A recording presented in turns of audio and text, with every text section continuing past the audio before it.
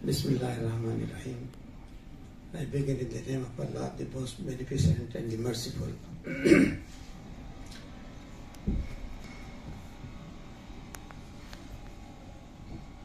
آج اس محفل کے نوشا اور ساہتیہ اکیڈمی کے ایگزیکٹو کمیٹی کے ممبر اور اردو ایڈوائزری بورڈ کے کنوینر علی جناب چندربھان خیال صاحب اور اس محفل کے خصوصی مہمان جناب منصور ماہر صاحب اور ہمارے ادارے کے ہر دل عزیز سیکریٹری معتمد اعزازی جناب الیاس سیٹھ صاحب اور ہمارے نیاسی اردو اکیڈمی کے روح رواں جناب روح اللہ صاحب اور ہمارے کالج کے پرنسپل جناب اسرار شریف صاحب اور اراکین مجلس عاملہ نیاسی اور بخارا نگار حضرات جناب سعید الدین صاحب جو وارنواڑی اسلامیہ کالج سے تعلق رکھتے ہیں اردو شعبے سے اور جناب محترمہ پروین فاطمہ صاحبہ جو کوئین میریز کالج اردو شعبے کے سابقہ صدر ہیں اور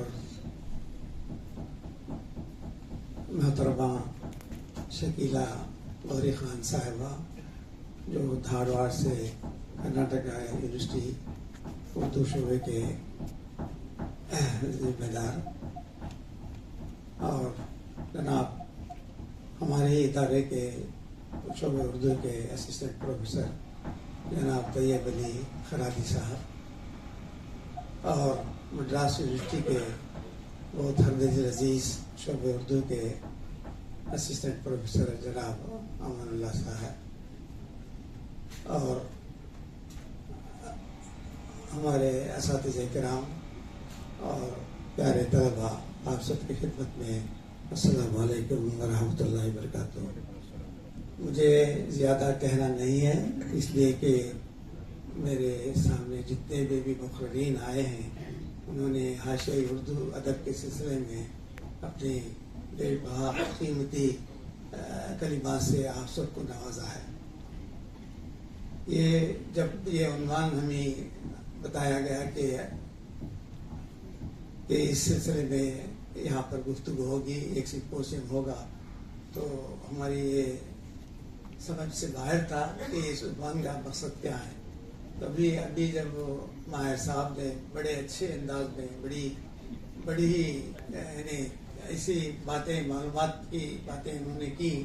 کہ ہمیں ابھی معلوم ہوا کہ حاشیۂ اردو ادب کیا چیز ہے، تو انہوں نے جو پچھڑے ہوئے طبقے اور یہ اس سلسلے میں کافی انہوں نے شاید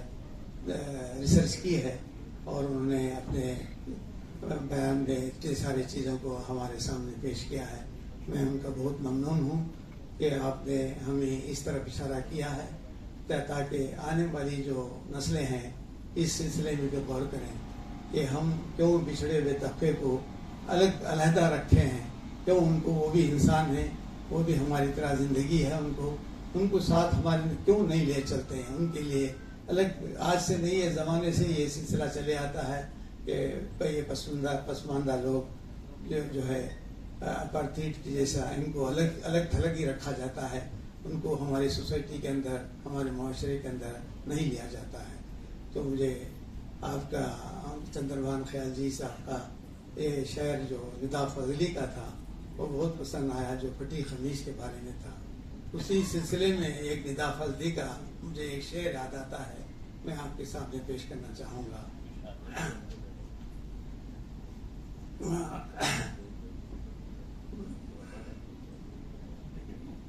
دنیا جسے کہتے ہیں دنیا جسے کہتے ہیں وہ جادو کا کھلونا ہے، مل جائے تو مٹی ہے، کھو جائے تو سونا ہے۔ تو مجھے یاد آ گیا وہ پھر تو یہ بہت بہترین شعر ہے. میں ہمیشہ ہر محفل میں اس کو پڑھنے کی کوشش کرتا ہوں. بہرحال آج کی ایک محفل بڑی اچھی رہی کہ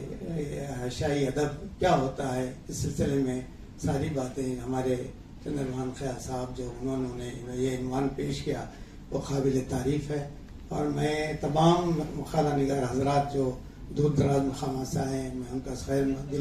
دل کی گہرائیوں سے خیر مقدم کرتے ہوئے گزارش کروں گا کہ آپ اپنے خیالات کو پیش کریں جو ہم اپنا سکیں اس کو بھی, کیونکہ آج کا ماحول جو ہے وہ حالانکہ ہم اتنا ترقی پسند معاشرہ بن چکا ہے کہ ہم آگے بڑھ چکے ہیں کہ آج دنیا کے اندر ہم اپنا پرچم لہرا رہے ہیں کہ ہم آگے بڑھ چکے ہیں. ہم اقتصادی اور دوسری جو تعلیمی اور جتنے بھی شعبے ہیں اس سے ہم بہت کچھ پا چکے ہیں, لیکن ہمیں ابھی بہت پیچھے ہیں. اب یہ پسماندہ لوگوں کی طرف ہماری توجہ کم ہے. تو ہم آج کے اس محفل سے یہ ہم سبق لے رہے ہیں کہ پسماندہ لوگوں کو جو بچھڑا ہوا طبقہ ہے ان کے ہم کیسے تعاون کر سکتے ہیں, کیسے ہم ان کی تائید کر سکتے ہیں. بہرحال یہ آج کا ہے, آج کی یہ محفل بڑی قیمتی رہی. اس میں قیمتی مقالات اور خیالات پیش کیے گئے. جیسے چندرمان خیال صاحب نے بڑے اچھے انداز میں اس عنوان کو انہوں نے پیش کیا, اور ماہر منصور صاحب نے تو اس کی کافی وضاحت کی ہے جو آج ہمیں اس طرف اشارہ کر رہی ہے کیوں ہم اس پسماندہ اور پچھڑے ہوئے طبقے کو ہم اپنا نہیں سکتے, اس کو آگے بڑھائیں گے. ابھی ہمارے سیکریٹری صاحب نے محمد اعزازی صاحب نے اردو کے سلسلے میں بڑا اچھا بیان انہوں نے پیش کیا. حالانکہ وہ اردو